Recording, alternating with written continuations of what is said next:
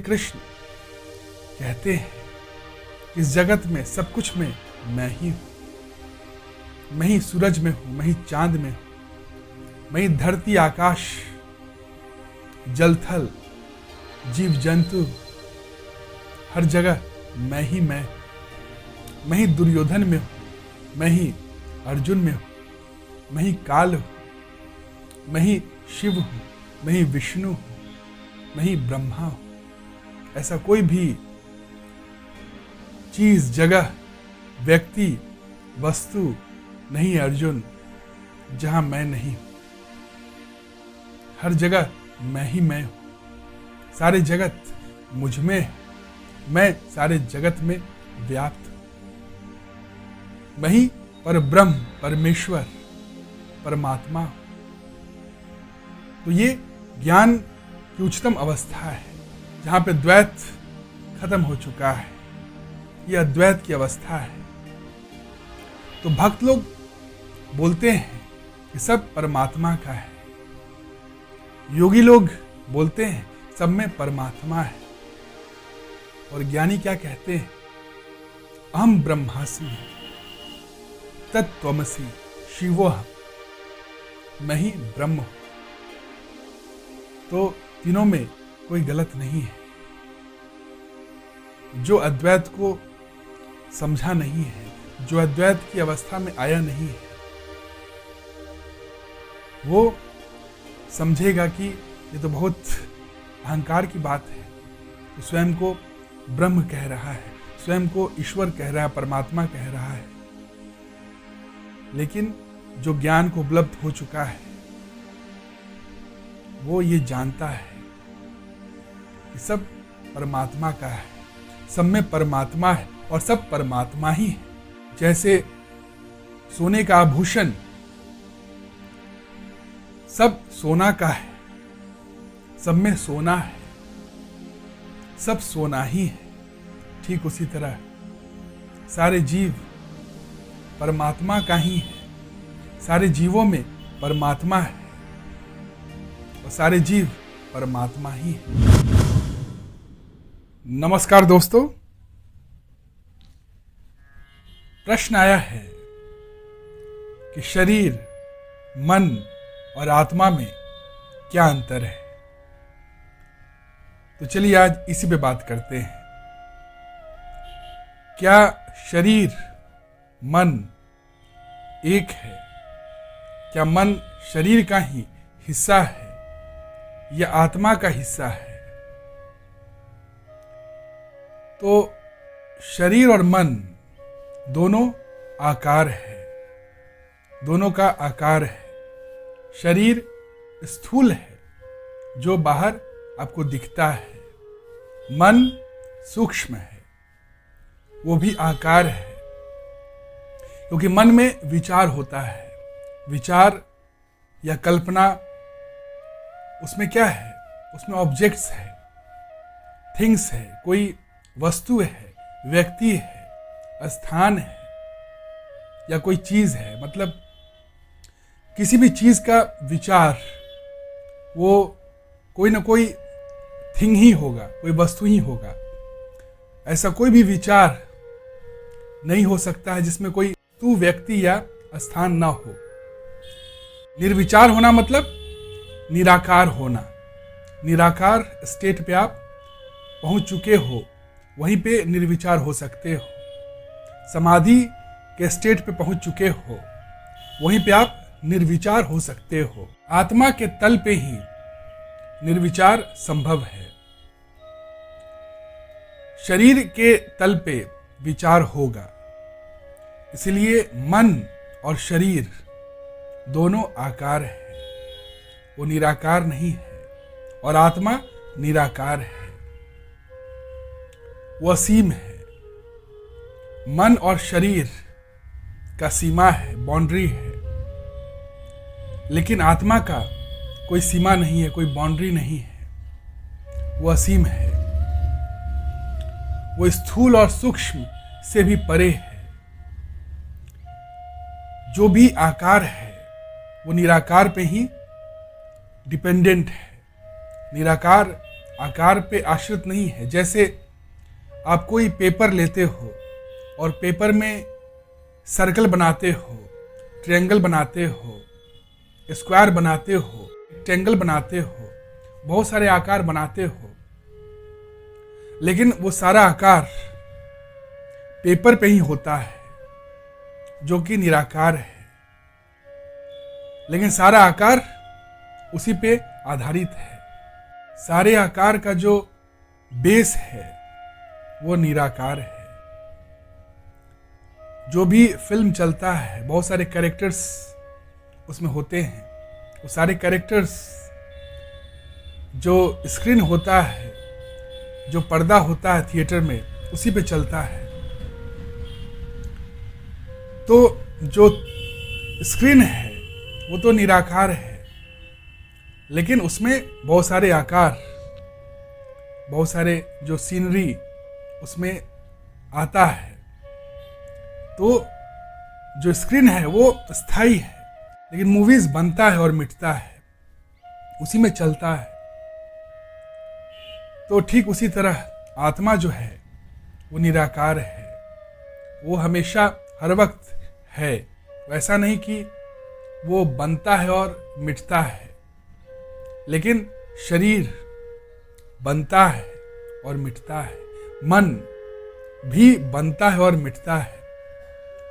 दिन भर में कितना विचार आता है मनुष्य के मन में और फिर वो मिट जाता है। इसलिए मन भी बनता है और मिटता है, शरीर भी बनता है और मिटता है। जितने भी आकार हैं वो बनते हैं और मिटते हैं, लेकिन जो निराकार है, जो आत्मा है, वो न कभी बनता है और न मिटता है। वो हर वक्त है, वो हर वक्त मौजूद है, और वही कारण है जितना भी जगत में कुछ बन रहा है और मिट रहा है, उस सब कुछ का कारण है और सब कुछ का दृष्टा है। जितने भी दृश्य हैं वो आत्मा ही उसका प्रमाण है। आत्मा ही देखता है, आत्मा ही साक्षी है, लेकिन आत्मा का कोई भी प्रमाण नहीं है, क्योंकि आत्मा को देखने वाला कोई नहीं है। वही सब कुछ देखता है, उसको सिद्ध नहीं किया जा सकता है, वही सबको सिद्ध करता है। आत्मा को कोई बोले कि मैं सिद्ध कर दूंगा, मैं उसका प्रमाण कर दूंगा, मैं उसका प्रमाण दे दूंगा, ऐसा हो नहीं सकता है। क्योंकि आत्मा स्वयं ही स्वयं का प्रमाण है, उसको कोई देखने वाला नहीं है, क्योंकि वही सब कुछ देखता है, वही सब कुछ फील करता है। उसको कोई फील करने वाला नहीं है। वही साक्षी भाव है, वही परमात्मा है, क्योंकि उसके परे कुछ नहीं है। जब आत्मा अपने स्वयं को जान लेता है, शरीर और मन के रूप में वो आता है, आकार लेता है, लेकिन है क्या? वो आत्मा ही है, वो निराकार ही है। वो निराकार आकार के रूप में आया है। घर बनता है और मिटता है, घर शाश्वत नहीं है। एक समय था कि वो नहीं था, एक समय है कि वो है, और एक ऐसा भी समय आएगा जब घर नहीं रहेगा, घर मिट जाएगा। लेकिन ऐसा कोई भी समय नहीं था जब स्पेस नहीं था, आकाश नहीं था। ऐसा कोई भी समय ना होगा जब वो नहीं होगा, क्योंकि वो हर वक्त है। तो आत्मा है, परमात्मा है। जगत बनता है और मिटता है, इसलिए कहा जाता है ब्रह्म सत्य जगत मिथ्या। ब्रह्म यानी परमात्मा, परमात्मा यानी आत्मा। आत्मा और परमात्मा में कोई भेद नहीं है। जीवात्मा जो है वो मन और शरीर के मिलन से जीवात्मा बनता है, तो वो आत्मा का ही आकार है, वो आत्मा से अलग नहीं है। जैसे पेपर पे ट्रायंगल बनता है या सर्कल बनता है, तो वो सर्कल जो है वो पेपर से अलग नहीं है। ठीक उसी तरह जितने भी जीवात्मा है, जितना भी जीव है, वो आत्मा से अलग नहीं है। वो आत्मा एक ही है, लेकिन भिन्न भिन्न रूपों में अपने आप को वो व्यक्त कर रहा है। अलग अलग शरीर और मन के माध्यम से अपने आप को वो व्यक्त कर रहा है, एक्सपीरियंस कर रहा है, देख रहा है। तो वो स्वयं में पूर्ण है, हर वक्त पूर्ण है, क्योंकि आत्मा अद्वैत है, दो नहीं है। वो असीम है, वो हर वक्त पूर्ण है। लेकिन अपने स्वयं को जानना पड़ता है। आत्मा हर रूप में अपने आप को जान नहीं रहा है, हर जीव के रूप में अपने स्वयं को जान नहीं रहा है। जहां वो जान गया, जहां वो जाग गया अपने स्वयं के प्रति, वो आत्मा है। मन और शरीर के परे है वो असीम है, वो ब्रह्म है, वो परमात्मा ही हो जाता है, वो एक ही हो जाता है, वो अद्वैत हो जाता है। वहां पे वो अद्वैत होकर द्वैत में रहता है, जीता है। और जब शरीर छोड़ता है तो फिर वो अनंत को उपलब्ध हो जाता है, वो असीम हो जाता है। वो असीम ही था, लेकिन अपने स्वयं को जान नहीं रहा था, इसलिए बहुत सारे वो जन्म लिया। वो हमेशा जन्म लेते रहा, जन्म और मृत्यु के चक्र में फंसा रहा। और जो जीवन चक्र जो चलता है, माया जो जगत में, वो उसमें वो घूमता रहा 84 लाख जो योनि है उसमें घूमता रहा जब तक कि उसे होश नहीं आया कि वो कौन है। ये सपना की तरह ही है, जगत जो है एक सपना की तरह ही है। जब तक आपकी आंख नहीं खुलती है तब तक लगता है कि सपना सच है, असली है, लेकिन सपना सपना ही होता है। जैसे आप जागते हो वो सपना खत्म हो जाता है। ठीक उसी तरह जैसे ही आपको स्वयं का ज्ञान हो जाता है कि आप आत्मा हो, फिर आपके लिए जन्म और मृत्यु दोनों खत्म हो जाता है, क्योंकि आपको ये मालूम हो जाता है कि आप न कभी जन्म लिए थे, न कभी मरोगे। आप अजन्मा हो, आप हर वक्त पूर्ण थे, हो और रहोगे। शरीर और मन बनता है और मिटता है, जिसका साक्षी आप खुद हो। आप ही प्रमाण हो, जगत का आप ही प्रमाण हो। आपका प्रमाण कोई नहीं है। आप ही सब कुछ का कारण हो, आप अकारण हो। तो ये जो ज्ञान है यही जीव को मुक्त कर देता है। जो दुख है, जो बंधन है कि हम अपूर्ण हैं, अपूर्णता में मनुष्य जगत में भागता है कुछ पाने के लिए कि वो कुछ पाले तो हम पूर्ण हो जाएंगे। ये जो भाग दौड़ है, जो दुख है, जो अपने स्वयं में होने में असंतुष्टि है, यह असंतुष्टि का कारण है कि हम अपने स्वयं को जान नहीं रहे हैं। हम अपने स्वयं को शरीर समझ बैठे हैं, और शरीर कभी पूर्ण नहीं हो सकता है, कभी अद्वितीय नहीं हो सकता है, और कभी अमिट नहीं हो सकता है, वो मिटता है। आत्मा न कभी बनता है न मिटता है। आत्मा शाश्वत है, आत्मा असीम है, आत्मा पूर्ण है। तो जब आप उस भाव में आ जाते हो, जब आपका ज्ञान उस अवस्था तक पहुंच जाता है, तो आप ही पूर्ण हो जाते हो, आप ही परमात्मा हो जाते हो। मन का आत्मा में स्थित होना ही परमात्मा होना है। वही आत्मा की परम अवस्था है, वही सच्चित आनंद है। तो जितने भी आकार है वो सब निराकार में ही है। निराकार का कोई कारण नहीं है, वही सारे आकार का कारण है। उदाहरण के लिए सोने का जो आभूषण है वो तरह तरह के आभूषण हो सकते हैं। कान का हो सकते हैं, नाक का हो सकते हैं, गले का हो सकते हैं, हाथ का हो सकते हैं, लेकिन वो सब सोना ही है, वो सोना से अलग नहीं है।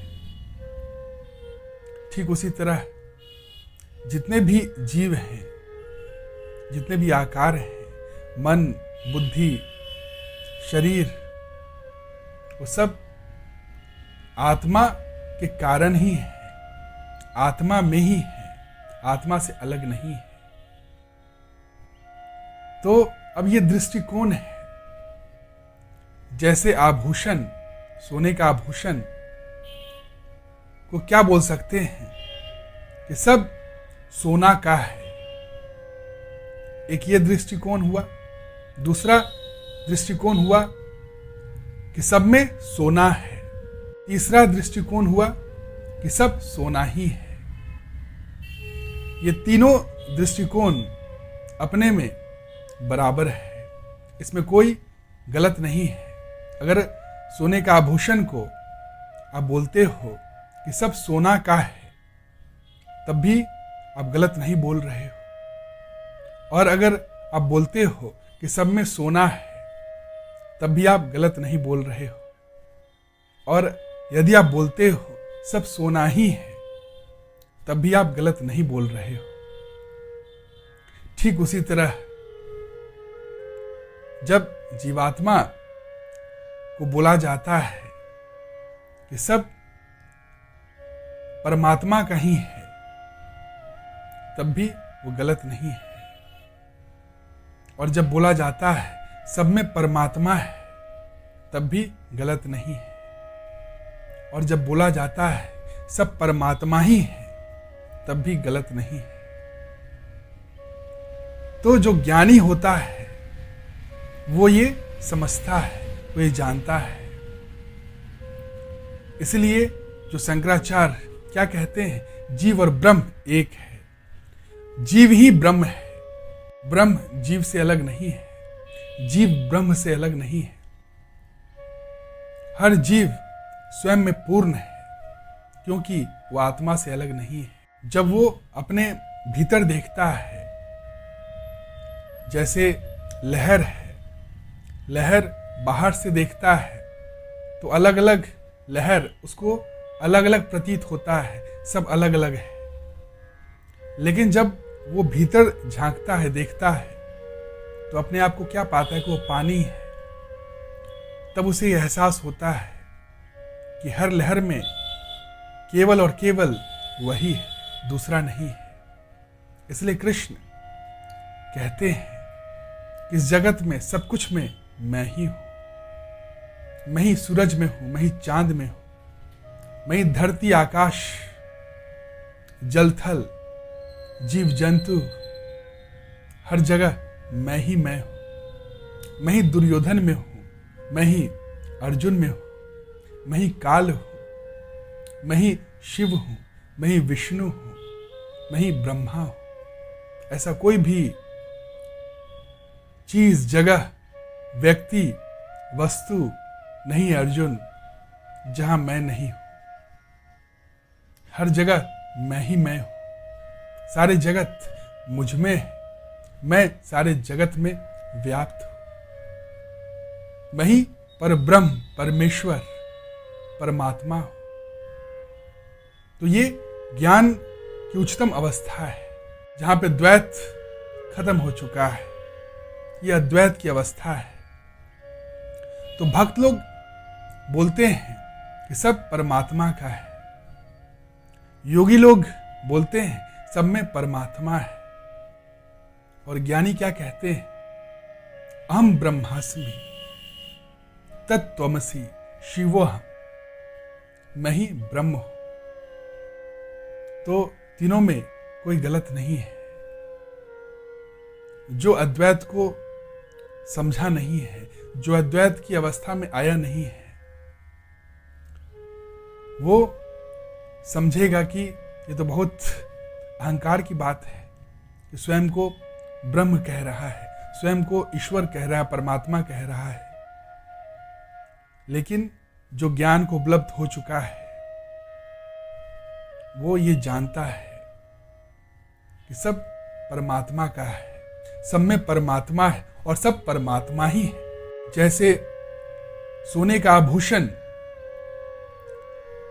सब सोना का है, सब में सोना है, सब सोना ही है, ठीक उसी तरह सारे जीव परमात्मा का ही है, सारे जीवों में परमात्मा है और सारे जीव परमात्मा ही है, सारे जीव शिव ही है। इसमें कोई गलत नहीं है। तो ये ज्ञान ही जीव को मुक्त करता है, पूर्ण बनाता है। वर्तमान में पूर्णता में आप जीते हो, पूर्ण संतुष्टि में आप जीते हो, नहीं तो भटकते रहता है जीव पूर्णता को प्राप्त करने के लिए, लेकिन बाहर उसे कहीं पूर्णता मिल ही नहीं सकता है, क्योंकि कोई भी चीज, वस्तु, स्थान वो सीमा है और अमिट नहीं है, वो मिटता है, वो शाश्वत नहीं है। इसलिए वो जो भी पाएगा वो अपूर्ण ही रहेगा, वो मिथ्या ही रहेगा, वो सत्य नहीं रहेगा। सत्य आत्मा है जो खुद है, आत्मा ही सत्य चित आनंद है। स्वयं को छोड़कर कुछ भी खोज रहे हो वो मिथ्या ही है। स्वयं को छोड़कर कहीं भी सुख ढूंढ रहे हो वो भ्रम है, वो मिथ्या है, वही दुख का कारण है। स्वयं में ही आनंद है, स्वयं ही सत्य है, स्वयं ही शिव है, स्वयं ही परमात्मा है, स्वयं ही परब्रह्म परमेश्वर है। यही मुक्ति की अवस्था है। जो मनुष्य अपने स्वयं के भीतर स्वयं में परमात्मा को पा लिया है, वही पूरे जगत में परमात्मा को ही महसूस करता है, देखता है। इसलिए तुलसीदास कहते हैं, सिया राम मैं सब जग जानी, करहूं प्रणाम जोरी जुग पानी। पूरा जग सिया राम से ही, ईश्वर से ही व्याप्त है। हर जगह भीतर बाहर ईश्वर ही है। तो ये जो अवस्था है ये तभी प्राप्त हो सकता है जब मनुष्य अपने भीतर वो ईश्वर शिवत्व को प्राप्त कर लिया है, वो ईश्वरत्व को प्राप्त कर लिया है, वही पूरे जगत में ईश्वर को देख सकता है, महसूस कर सकता है। कोई भी आप जीव देखते हो, चाहे गरीब से गरीब, लाचार से लाचार, अमीर से अमीर, सब परमात्मा ही है, ईश्वर ही है। वो लाचार सिर्फ इसलिए है क्योंकि वो अपने स्वयं को जान नहीं रहा है। उसमें पूरा पोटेंशियल है, वो अपने हाईएस्ट पोटेंशियल पे काम नहीं कर रहा है। जो भी दुखी है वो अपने स्वयं से दूर है। जो अपने स्वयं से बहुत दूर है वही सबसे ज्यादा दुखी है, वही बंधन में है। और जो स्वयं के नजदीक है वही आनंद में है। जैसे आप लाइट में आते हो, लाइट के जैसे आप करीब आते हो तो अंधकार अपने आप छूटने लगता है, आपका साथ छोड़ने लगता है। ठीक उसी तरह जब आप आत्मज्ञान के समीप आने लगते हो, स्वयं के नजदीक आने लगते हो, तो अहंकार अपने आप छूटने लगता है, अज्ञानता अपने आप आपका साथ छोड़ने लगता है। दुख अपने आप आपका साथ छोड़ने लगता है। आप पूर्णता की तरफ आगे बढ़ने लगते हो। तो आत्मज्ञान ही आपको मुक्त कर सकता है। जब आपका ध्यान स्वयं पे आता है, स्वयं मतलब आत्मा, आत्मा मतलब परमात्मा, पूर्णता। जब ध्यान आत्मा की तरफ लगता है, ध्यान जब आत्मा में स्थित हो जाता है, उसी क्षण आप पूर्णता को प्राप्त करते हो। वही परमात्मा है। उसके अलावा आपको कहीं भी पूर्णता नहीं मिल सकता है। तो सब कुछ मिथ्या है, भ्रम है, जो मिट जाता है। जगत बनता है, मिटता है। आत्मा अमिट है, अनंत है, असीम है, अद्वैत है, पूर्ण है। वही परब्रह्म, परमेश्वर, सच्चित आनंद है। तो यही है। बाकी अगर आपको कोई भी क्वेश्चन हो तो आप बेहिचक कमेंट सेक्शन में पूछ सकते हैं। और अगर वीडियो अच्छा लगे तो लाइक, कमेंट और शेयर जरूर करें, ताकि और लोगों तक वीडियो पहुंच सके और लोग भी आपके द्वारा लाभान्वित हो सके। Thank you. Have a nice day. प्रणाम।